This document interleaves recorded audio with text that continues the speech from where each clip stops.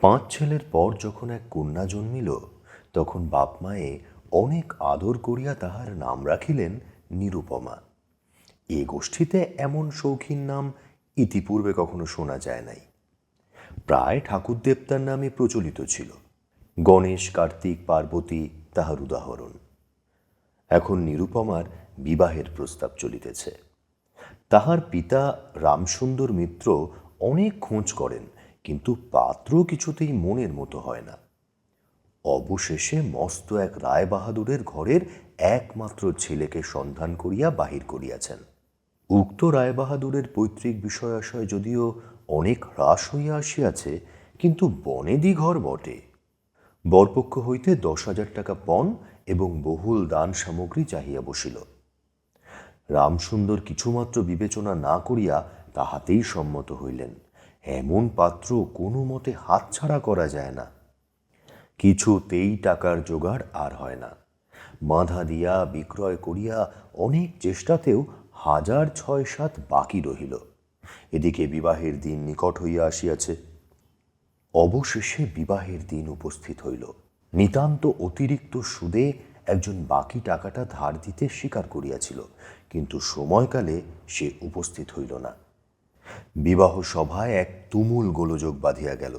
রামসুন্দর আমাদের রায়বাহাদুরের হাতে পায়ে ধরিয়া বলিলেন, শুভ কার্য সম্পন্ন হইয়া যাক, আমি নিশ্চয় টাকাটা শোধ করিয়া দিব।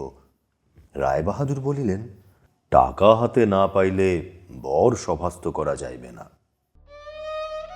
এই দুর্ঘটনায় অতঃপুরে একটা কান্না পড়িয়া গেল। এই গুরুতর বিপদের যে মূল কারণ, সে চেলি পরিয়া, গহনা পরিয়া, কপালে চন্দন লেপিয়া চুপ করিয়া বসিয়া আছে। ভাবি শ্বশুরকুলের প্রতি যে তাহার খুব একটা ভক্তি কিংবা অনুরাগ জন্মিতেছে, তাহা বলা যায় না।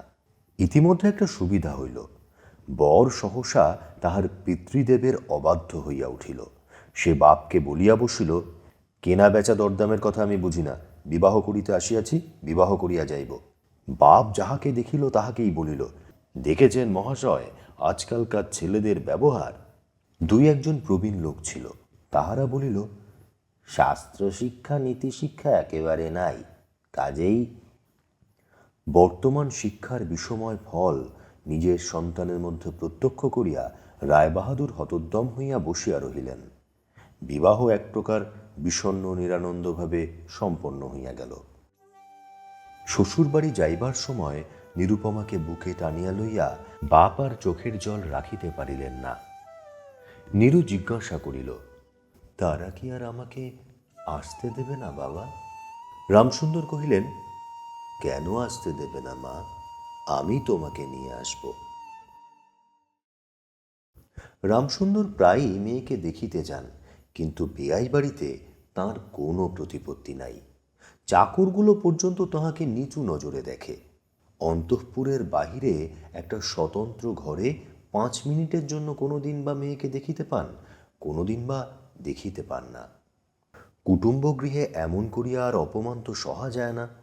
রামসুন্দর স্থির করিলেন, যেমন করিয়া হোক টাকাটা শোধ করিয়া দিতে হইবে। কিন্তু যে ঋণ ভার কাঁধে চাপিয়াছে, তাহারই ভার সামলানো দুঃসাধ্য। খরচপত্রের অত্যন্ত টানাটানি পড়িয়াছে এবং পাওনাদারদের দৃষ্টিপথ এড়াইবার জন্য সর্বদাই নানা রূপ হীন কৌশল অবলম্বন করিতে হইতেছে। এদিকে শ্বশুরবাড়ি উঠিতে বসিতে মেয়েকে খোঁটা লাগাইতেছে। পিতৃগৃহের নিন্দা শুনিয়া ঘরে দ্বার দিয়া অশ্রু বিসর্জন তাহার নিত্যক্রিয়ার মধ্যে দাঁড়াইয়াছে। বিশেষত শাশুড়ির আক্রোশ আর কিছুতেই মেটে না। যদি কেহ বলে, আহা কি স্ত্রী, বউয়ের মুখখানি দেখিলে চোখ জুড়াইয়া যায়, শাশুড়ি ঝংকার দিয়া উঠিয়া বলেন, স্ত্রী তো ভারী, যেমন ঘরের মেয়ে তেমনি স্ত্রী। এমনকি বউয়ের খাওয়া পরারও যত্ন হয় না। যদি কোনো দয়াপরতন্ত্র প্রতিবেশিনী কোনো ত্রুটির উল্লেখ করে, শাশুড়ি বলে, ওই ঢের হয়েছে। অর্থাৎ বাপ যদি পুরা দাম দিত, তা মেয়ে পুরা যত্ন পাইত। সকলেই এমন ভাব দেখায় যেন বধূর এখানে কোনো অধিকার নাই, ফাঁকি দিয়া প্রবেশ করিয়াছে। বোধহয় কন্যার এই সকল অনাদর এবং অপমানের কথা বাপের কানে গিয়া থাকিবে। তাই রামসুন্দর অবশেষে বসতবাড়ি বিক্রয়ের চেষ্টা করিতে লাগিলেন। কিন্তু ছেলেদের যে গৃহহীন করিতে বসিয়াছেন, সে কথা তাহাদের নিকট হইতে গোপনে রাখিলেন। স্থির করিয়াছিলেন বাড়ি বিক্রয় করিয়া সেই বাড়ি ভাড়া লইয়া বাস করিবেন। এমন কৌশলে চলিবেন যে তাহার মৃত্যুর পূর্বে একথা ছেলেরা জানিতে পারিবে না। কিন্তু ছেলেরা জানিতে পারিল। সকলে আসিয়া কাঁদিয়া পড়িল। বিশেষত বড় 3টি ছেলে বিবাহিত এবং তাহাদের কাহারও বা সন্তান আছে। তাহাদের আপত্তি অত্যন্ত গুরুতর হইয়া দাঁড়াইল। বাড়ি বিক্রয় স্থগিত হইল। তখন রামসুন্দর নানা স্থান হইতে বিস্তর সুদে অল্প অল্প করিয়া টাকা ধার করিতে লাগিলেন। এমন হইল যে সংসারের খরচ আর চলে না। নীরু বাপের মুখ দেখিয়া সব বুঝিতে পারিল। বৃদ্ধের বক্ষকেশে, শুষ্ক মুখে এবং সদা সংকুচিত ভাবে দৈন্য এবং দুশ্চিন্তা প্রকাশ হইয়া পড়িল।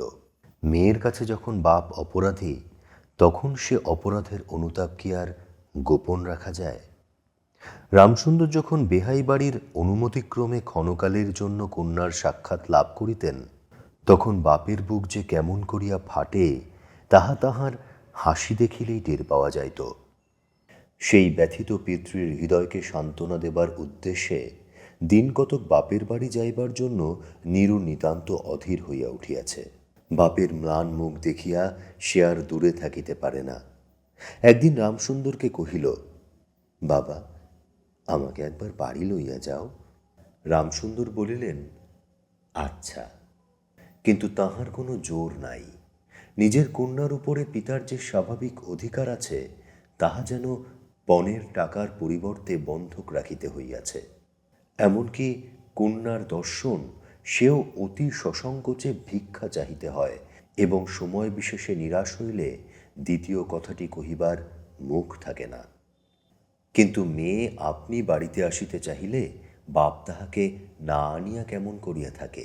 তাই বেহাইয়ের নিকট সে সম্বন্ধে দরখাস্ত পেশ করিবার পূর্বে রামসুন্দর কত হীনতা, কত অপমান, কত ক্ষতি স্বীকার করিয়া যে 3,000 টাকা সংগ্রহ করিয়াছিলেন, সে ইতিহাস গোপন থাকাই ভালো। নোটকখানি রুমালে জড়াইয়া চাদরে বাঁধিয়া রামসুন্দর বেহাইয়ের নিকট গিয়া বসিলেন। প্রথমে হাস্যমুখে পাড়ার খবর পাড়িলেন। হরে কৃষ্ণের বাড়িতে একটা মস্ত চুরি হইয়া গিয়াছে, তাহার আদ্যোপান্ত বিবরণ বলিলেন। নবীন মাধব ও রাধা মাধব 2 ভাইয়ের তুলনা করিয়া বিদ্যাবুদ্ধি ও স্বভাব সম্বন্ধে রাধা মাধবের সুখ্যাতি এবং নবীন মাধবের নিন্দা করিলেন। শহরে একটা নূতন ব্যামো আসিয়াছে, সে সম্বন্ধে অনেক আজগুবি আলোচনা করিলেন। অবশেষে হুঁকাটি নামাইয়া রাখিয়া কথায় কথায় বলিলেন, বেয়াই, সেই টাকাটা বাকি আছে বটে। রোজই মনে করি যাচ্ছি অমনি হাতে করে কিছু নিয়ে যাই, কিন্তু সময়কালে মনে থাকে না। আর ভাই, বুড়ো হয়ে পড়েছি। এমনই এক দীর্ঘ ভূমিকা করিয়া পঞ্জরের 3খানি অস্থির মতো সেই 3খানি নোট যেন অতি সহজে, অতি অবহেলে বাহির করিলেন। সবেমাত্র 3,000 টাকার নোট দেখিয়া রায়বাহাদুর অট্টহাস্য করিয়া উঠিলেন। বলিলেন, থাক বেহাই, ওতে আমার কাজ নেই। একটা প্রচলিত বাংলা প্রবাদের উল্লেখ করিয়া বলিলেন, সামান্য কারণে হাত দুর্গন্ধ করিতে তিনি চান না। এই ঘটনার পরে মেয়েকে বাড়ি আনিবার প্রস্তাব কাহারও মুখে আসে না। কেবল রামসুন্দর ভাবিলেন, সে সকল কুটুম্বিতার সংকোচ আমাকে আর শোভা পায় না। মর্মাহতভাবে অনেকক্ষণ চুপ করিয়া বসিয়া থাকিয়া অবশেষে মৃদুস্বরে কথাটা পাড়িলেন। রায়বাহাদুর কোনো কারণমাত্র উল্লেখ না করিয়া বলিলেন, সে এখন হচ্ছে না। এই বলিয়া কর্মোপলক্ষে স্থানান্তরে চলিয়া গেলেন। রামসুন্দর মেয়ের কাছে মুখ না দেখাইয়া কম্পিত হস্তে কয়েকখানি নোট চাদরের প্রান্তে বাঁধিয়া বাড়ি ফিরিয়া গেলেন। মনে মনে প্রতিজ্ঞা করিলেন, যতদিন না সমস্ত টাকা শোধ করিয়া দিয়া অসংকোচে কন্যার উপরে দাবি করিতে পারিবেন, ততদিন আর বেহাই বাড়ি যাইবেন না। বহুদিন গেল, নিরুপমা লোকের উপর লোক পাঠায়, কিন্তু বাপের দেখা পায় না। অবশেষে অভিমান করিয়া লোক পাঠানো বন্ধ করিল। তখন রামসুন্দরের মনে বড় আঘাত লাগিল, কিন্তু তবু গেলেন না। আশ্বিন মাস আসিল। রামসুন্দর বলিলেন, এবার পূজার সময় মাকে ঘরে আনিবই, নইলে আমি। খুব একটা শক্ত রকম শপথ করিলেন। পঞ্চমী কি ষষ্ঠীর দিনে আবার চাদরের প্রান্তে গুটিকতক নোট বাঁধিয়া রামসুন্দর যাত্রার উদ্যোগ করিলেন। 5 বৎসরের এক নাতি আসিয়া বলিল, দাদা, আমার জন্যে গাড়ি কিনতে যাচ্ছিস? বহুদিন হইতে তাহার ঠেলা গাড়িতে চড়িয়া হাওয়া খাইবার শখ হইয়াছে, কিন্তু কিছুতেই তাহা মিটিবার উপায় হইতেছে না। 6 বৎসরের এক নাতিনী আসিয়া সরোদনে কহিল, পূজার নিমন্ত্রণে যাইবার মতো তাহার একখানিও ভালো কাপড় নাই। রামসুন্দর তাহা জানিতেন এবং সে সম্বন্ধে তামাক খাইতে খাইতে বৃদ্ধ অনেক চিন্তা করিয়াছেন। রায়বাহাদুরের বাড়ি যখন পূজার নিমন্ত্রণ হইবে, তখন তাহার বধূগণকে অতি যৎসামান্য অলঙ্কারে অনুগ্রহপাত্র দরিদ্রের মতো যাইতে হইবে। এ কথা স্মরণ করিয়া তিনি অনেক দীর্ঘ নিঃশ্বাস ফেলিয়াছেন, কিন্তু তাহাতে তাহার ললাটের বার্ধক্য রেখা গভীরতর অঙ্কিত হওয়া ছাড়া আর কোনো ফল হয় নাই। দৈন্যপীড়িত গৃহের ক্রন্দন ধ্বনি কানে লইয়া বৃদ্ধ তাহার বেয়াই বাড়িতে প্রবেশ করিলেন। আজ তাহার সে সংকোচ ভাব নাই। দ্বাররক্ষী এবং ভৃত্যদের মুখের প্রতি সে চকিত সলজ্জ দৃষ্টিপাত দূর হইয়া গিয়াছে। যেন আপনার গৃহে প্রবেশ করিলেন। শুনিলেন রায়বাহাদুর ঘরে নাই, কিছুক্ষণ অপেক্ষা করিতে হইবে। মনের উচ্ছ্বাস সংবরণ করিতে না পারিয়া রামসুন্দর কন্যার সহিত সাক্ষাৎ করিলেন। আনন্দে 2 চোখ দিয়া জল পড়িতে লাগিল। বাপও কাঁদে, মেয়েও কাঁদে। 2 জনে কেহ আর কথা কহিতে পারে না। এমন করিয়া কিছুক্ষণ গেল। তারপরে রামসুন্দর কহিলেন, এবার তোকে নিয়ে যাচ্ছি মা, আর কোনো গোল নাই। এমন সময় রামসুন্দরের জ্যেষ্ঠ পুত্র হরমোহন তাহার 2টি ছোট ছেলে সঙ্গে লইয়া সহসা ঘরে প্রবেশ করিলেন।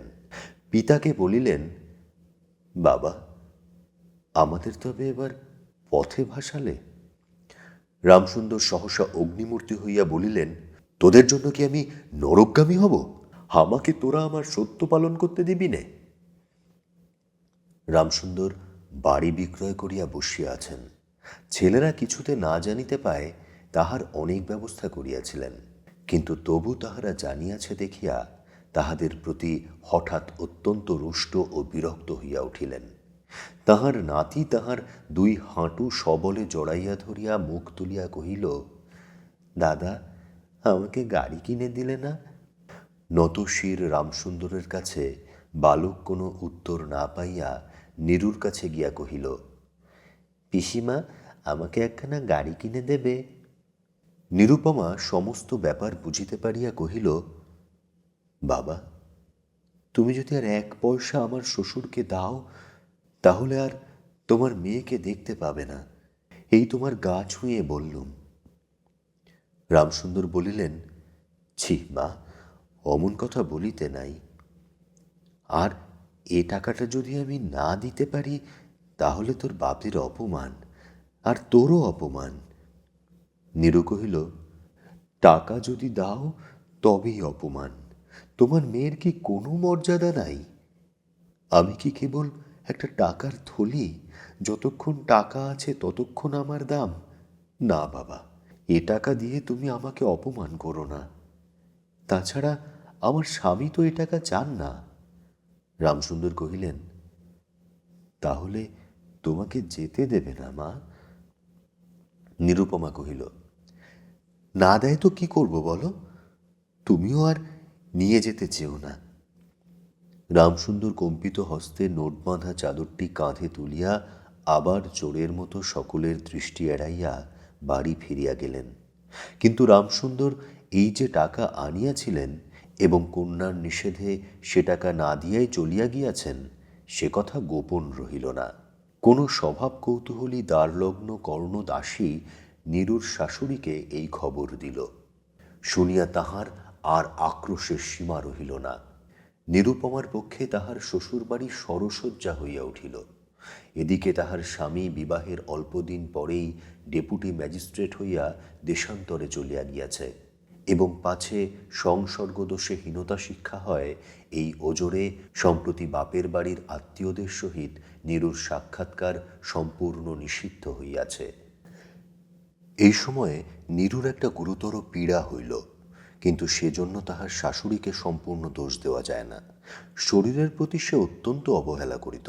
কার্তিক মাসের হিমের সময় সমস্ত রাত মাথার দরজা খোলা, শীতের সময় গায়ে কাপড় নাই, আহারের নিয়ম নাই। দাসীরা যখন মাঝে মাঝে খাবার আনিতে ভুলিয়া যাইত, তখন যে তাহাদের একবার মুখ খুলিয়া স্মরণ করাইয়া দেওয়া, তাহাও সে করিত না। সে যে পরের ঘরের দাসদাসী এবং কর্তাগৃহিণীদের অনুগ্রহের উপর নির্ভর করিয়া বাস করিতেছে, এই সংস্কার তাহার মনে বদ্ধমূল হইতেছিল। কিন্তু এরূপ ভাবটাও শাশুড়ির সহ্য হইত না। যদি আহারের প্রতি বধূর কোনো অবহেলা দেখিতেন, তবে শাশুড়ি বলিতেন, নবাবের বাড়ির মেয়ে কি না, গরিবের ঘরের অন্ন ওর মুখে রোচে না। কখনো বা বলিতেন, দেখো না একবার ছিড়ি হচ্ছে, দেখো না, দিনে দিনে যেন পোড়া কাঠ হয়ে যাচ্ছে। রোগ যখন গুরুতর হইয়া উঠিল, তখন শাশুড়ি বলিলেন, ওর সমস্ত ন্যাকামি। অবশেষে একদিন নীরু সবিনয়ে শাশুড়িকে বলিল, বাবাকে আর আমার ভাইদের একবার দেখব মা। শাশুড়ি বলিলেন, কেবল বাপের বাড়ি যাইবার ছল। কেহ বলিলে বিশ্বাস করিবে না। যেদিন সন্ধ্যার সময় নীরুর শ্বাস উপস্থিত হইল, সেই দিন প্রথম ডাক্তার দেখিল এবং সেই দিন ডাক্তারের দেখা শেষ হইল। বাড়ির বড় বউ মরিয়াছে। খুব ধুম করিয়া অন্ত্যেষ্টিক্রিয়া সম্পন্ন হইল। প্রতিমা বিসর্জনের সমারোহ সম্বন্ধে জেলার মধ্যে রায়চৌধুরীদের যেমন লোকবিখ্যাত প্রতিপত্তি আছে, বড় বউয়ের সৎকার সম্বন্ধে রায়বাহাদুরদের তেমনি একটি খ্যাতি রটিয়া গেল। এমন চন্দন কাষ্ঠের চিতা এ মুলুকে কেহ কখনো দেখে নাই। এমন ঘটা করিয়া শ্রাদ্ধও কেবল রায়বাহাদুরদের বাড়িতেই সম্ভব, এবং শোনা যায় ইহাতে তাহাদের কিঞ্চিৎ ঋণ হইয়াছিল। রামসুন্দরকে সান্ত্বনা দিবার সময় তাহার মেয়ের যে কিরূপ মহাসমারোহে মৃত্যু হইয়াছে, সকলেই তাহার বহুল বর্ণনা করিল। এদিকে ডেপুটি ম্যাজিস্ট্রেটের চিঠি আসিল, আমি এখানে সমস্ত বন্দোবস্ত করিয়া লইয়াছি, অতএব অবিলম্বে আমার স্ত্রীকে এখানে পাঠাইবে। রায়বাহাদুরের মনীষী লিখিলেন, বাবা, তোমার জন্য আরেকটি মেয়ের সম্বন্ধ করিয়াছি, অতএব অবিলম্বে ছুটি লইয়া এখানে আসিবে। এবার 20,000 টাকা পণ এবং হাতে হাতে আদায়।